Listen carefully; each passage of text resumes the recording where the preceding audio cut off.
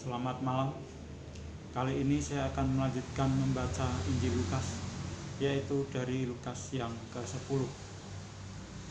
Yesus mengutus 70 murid. Kemudian daripada itu Tuhan menunjuk 70 murid yang lain, lalu mengutus mereka berdua-dua mendahuluinya ke setiap kota dan tempat yang hendak dikunjunginya.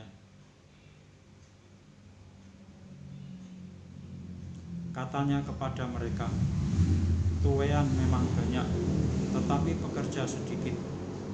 Karena itu mintalah kepada Tuhan yang mempunyai tuaian, supaya ia mengirimkan pekerja-pekerja untuk tuaian itu. Pergilah, sesungguhnya aku mengutus kamu seperti anak domba ke tengah-tengah serigala. Janganlah membawa pundi-pundi atau bekal atau kasut, dan janganlah memberi salam kepada siapapun selama dalam perjalanan. Kalau kamu memasuki suatu rumah, katakanlah lebih dahulu, 'Damai sejahtera bagi rumah ini.' Dan jikalau di situ ada orang yang layak menerima damai sejahtera, maka salammu itu akan tinggal atasnya. Tetapi jika tidak, salammu itu kembali kepadamu. Tinggallah dalam rumah itu, makan dan minumlah apa yang diberikan orang kepadamu, sebab seorang pekerja patut mendapat upahnya. Janganlah berpindah-pindah rumah. Dan jikalau kamu masuk ke dalam sebuah kota dan kamu diterima di situ, makanlah apa yang dihidangkan kepadamu, dan sembuhkanlah orang-orang sakit yang ada di situ, dan katakanlah kepada mereka, kerajaan Allah sudah dekat padamu. Tetapi jikalau kamu masuk ke dalam sebuah kota dan kamu tidak diterima di situ, pergilah ke jalan-jalan raya kota itu dan serukanlah, juga debu kotamu yang melekat pada kaki kami kebaskan di depanmu. Tetapi ketahuilah ini, kerajaan Allah sudah dekat. Aku berkata kepadamu, pada hari itu Sodom akan lebih ringan tanggungannya daripada kota itu." Yesus mengecam beberapa kota. "Celakalah engkau, Korazim! Celakalah engkau, Betsaida! Karena jika di Tirus dan di Sidon terjadi mujizat-mujizat yang telah terjadi di tengah-tengah kamu, sudah lama mereka bertobat dan berkabung. Akan tetapi pada waktu penghakiman, tanggungan Tirus dan Sidon akan lebih ringan daripada tanggunganmu. Dan engkau, Kapernaum, apakah engkau akan dinaikkan sampai ke langit? Tidak, engkau akan diturunkan sampai ke dunia orang mati. Barang siapa mendengarkan kamu, ia mendengarkan aku, dan barang siapa menolak kamu, ia menolak aku. Dan barang siapa menolak aku, ia menolak dia yang mengutus aku." Kembalinya ke-70 murid. Kemudian ke-70 murid itu kembali dengan gembira dan berkata, "Tuhan, juga setan-setan takluk kepada kami demi nama-Mu." Lalu kata Yesus kepada mereka, "Aku melihat iblis jatuh seperti kilat dari langit. Sesungguhnya aku telah memberikan kuasa kepada kamu untuk menginjak ular dan kalajengking, dan kuasa untuk menahan kekuatan musuh, sehingga tidak ada yang akan membahayakan kamu. Namun demikian, janganlah bersukacita karena roh-roh itu takluk kepadamu, tetapi bersukacitalah karena namamu ada terdaftar di surga." Ucapan syukur dan bahagia. Pada waktu itu juga bergembiralah Yesus dalam Roh Kudus dan berkata, "Aku bersyukur kepadamu Bapa, Tuhan langit dan bumi, karena semuanya itu Engkau sembunyikan bagi orang bijak dan orang pandai, tetapi Engkau nyatakan kepada orang kecil. Ya Bapa, itulah yang berkenan kepadamu. Semua telah diserahkan kepadaku oleh Bapa-Ku, dan tidak ada seorang pun yang tahu siapakah anak selain Bapa, dan siapakah Bapa selain anak, dan orang yang kepadanya anak itu berkenan menyatakan hal itu. Sesudah itu berpalinglah Yesus kepada murid-muridnya tersendiri dan berkata, "Berbahagialah mata yang melihat apa yang kamu lihat. Karena aku berkata kepada kamu, banyak nabi dan raja ingin melihat apa yang kamu lihat, tetapi tidak melihatnya, dan ingin mendengar apa yang kamu dengar, tetapi tidak mendengarnya."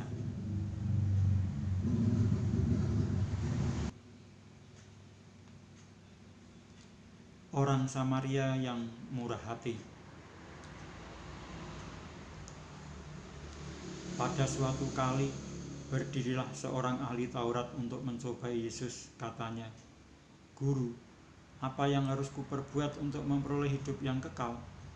Jawab Yesus kepadanya, "Apa yang tertulis dalam hukum Taurat? Apa yang kau baca di sana?" Jawab orang itu, "Kasihilah Tuhan Allahmu dengan segenap hatimu, dan dengan segenap jiwamu, dan dengan segenap kekuatanmu, dan dengan segenap akal budimu. Dan kasihilah sesamamu manusia seperti dirimu sendiri." Kata Yesus kepadanya, "Jawabmu itu benar, perbuatlah demikian, maka engkau akan hidup." Tetapi untuk membenarkan dirinya, orang itu berkata kepada Yesus, "Dan siapakah sesamaku manusia?" Jawab Yesus, "Adalah seorang yang turun dari Yerusalem ke Yeriko. Ia jatuh ke tangan penyamun-penyamun yang bukan saja merampoknya habis-habisan, tetapi yang juga memukulnya, dan yang sesudah itu pergi meninggalkannya setengah mati. Kebetulan ada seorang imam turun melalui jalan itu. Ia melihat orang itu, tetapi ia melewatinya dari seberang jalan. Demikian juga seorang Lewi datang ke tempat itu. Ketika ia melihat orang itu, ia melewatinya dari seberang jalan. Lalu datang seorang Samaria yang sedang dalam perjalanan ke tempat itu, dan ketika ia melihat orang itu, tergeraklah hatinya oleh belas kasihan. Ia pergi kepadanya, lalu membalut luka-lukanya. Sesudah ia menyiraminya dengan minyak dan anggur. Kemudian ia menaikkan orang itu ke atas keledai tunggangannya sendiri, lalu membawanya ke tempat penginapan dan merawatnya. Keesokan harinya ia menyerahkan 2 dinar kepada pemilik penginapan itu. Katanya, "Rawatlah dia, dan jika kau belanjakan lebih dari ini, aku akan menggantinya waktu aku kembali." Siapakah di antara ketiga orang ini, menurut pendapatmu, adalah sesama manusia dari orang yang jatuh ke tangan penyamun itu? Jawab orang itu, "Orang yang telah menunjukkan belas kasihan kepadanya." Kata Yesus kepadanya, "Pergilah dan perbuatlah demikian." Maria dan Marta. Ketika Yesus dan murid-muridnya dalam perjalanan, tibalah ia di sebuah kampung. Seorang perempuan yang bernama Marta menerima dia di rumahnya. Perempuan itu mempunyai seorang saudara yang bernama Maria. Maria ini duduk dekat kaki Tuhan dan terus mendengarkan perkataannya, sedang Marta sibuk sekali melayani. Ia mendekati Yesus dan berkata, "Tuhan, tidakkah engkau peduli bahwa saudaraku membiarkan aku melayani seorang diri? Suruhlah dia membantu aku." Tetapi Tuhan menjawabnya, "Marta, Marta, engkau khawatir dan menyusahkan diri dengan banyak perkara, tetapi hanya satu saja yang perlu. Maria telah memilih bagian yang terbaik, yang tidak akan diambil daripadanya." Saya lanjutkan membaca Injil Lukas yang ke-11. Hal berdoa. Pada suatu kali Yesus sedang berdoa di salah satu tempat. Ketika ia berhenti berdoa, Berkatalah seorang dari murid-muridnya kepadanya, Tuhan, ajarlah kami berdoa, sama seperti yang diajarkan Yohanes kepada murid-muridnya. Jawab Yesus kepada mereka, apabila kamu berdoa, katakanlah, Bapa, dikuduskanlah namamu, datanglah kerajaanmu, berikanlah kami setiap hari makanan kami yang secukupnya, dan ampunilah kami akan dosa kami, sebab kami pun mengampuni setiap orang yang bersalah kepada kami, dan janganlah membawa kami ke dalam pencobaan. Lalu katanya kepada mereka, jika seorang di antara kamu pada tengah malam pergi ke rumah seorang sahabatnya dan berkata kepadanya, Saudara, pinjamkanlah kepadaku 3 roti, sebab seorang sahabatku yang sedang berada dalam perjalanan singgah ke rumahku, dan aku tidak mempunyai apa-apa untuk dihidangkan kepadanya. Masakan ia yang di dalam rumah itu akan menjawab, Jangan mengganggu aku, pintu sudah tertutup, dan aku serta anak-anakku sudah tidur. Aku tidak dapat bangun dan memberikannya kepada saudara. Aku berkata kepadamu, sekalipun ia tidak mau bangun dan memberikannya kepadanya karena orang itu adalah sahabatnya, namun karena sikapnya yang tidak malu itu, ia akan bangun juga dan memberikan kepadanya apa yang diperlukannya. Oleh karena itu aku berkata kepadamu, mintalah, maka akan diberikan kepadamu, carilah, maka kamu akan mendapat, ketoklah, maka pintu akan dibukakan bagimu. Karena setiap orang yang meminta, menerima, dan setiap orang yang mencari, mendapat, dan setiap orang yang mengetok, baginya pintu dibukakan. Bapa manakah di antara kamu, jika anaknya minta ikan daripadanya,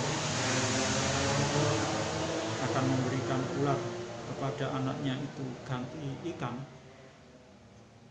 Atau jika ia minta telur, akan memberikan kepadanya kalajengking?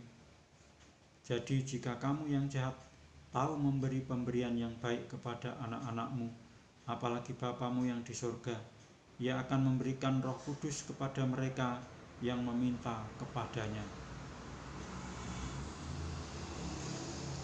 Yesus dan Beelzebul. Pada suatu kali, Yesus mengusir dari suatu setan yang membisukan. Ketika setan itu keluar, orang bisu itu dapat berkata-kata. Maka heranlah orang banyak. Tetapi ada di antara mereka yang berkata, Ia mengusir setan dengan kuasa Beelzebul, penghulu setan. Ada pula yang meminta suatu tanda dari surga kepadanya untuk mencobai dia.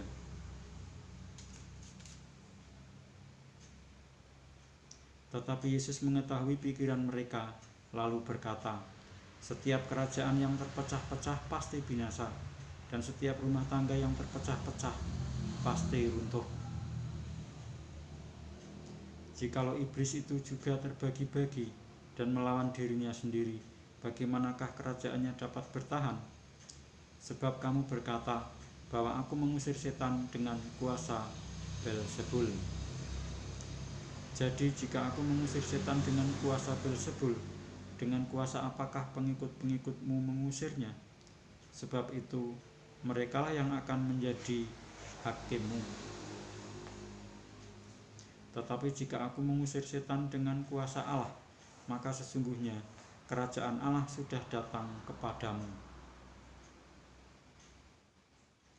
Apabila seorang yang kuat dan yang lengkap bersenjata menjaga rumahnya sendiri, maka amanlah segala miliknya. Tetapi jika seorang yang lebih kuat daripadanya menyerang dan mengalahkannya, maka orang itu akan merampas perlengkapan senjata yang diandalkannya dan akan membagi-bagikan rampasannya. Siapa tidak bersama aku, ia melawan aku, dan siapa tidak mengumpulkan bersama aku, ia mencerai-beraikan.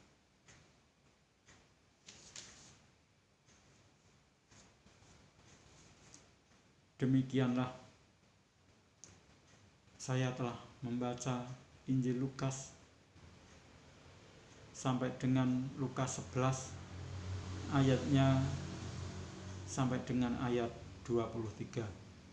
Dan saya akan melanjutkan membaca Injil Lukas 11 mulai ayat 24 tentang kembalinya roh jahat pada kesempatan berikutnya. Sekian, terima kasih.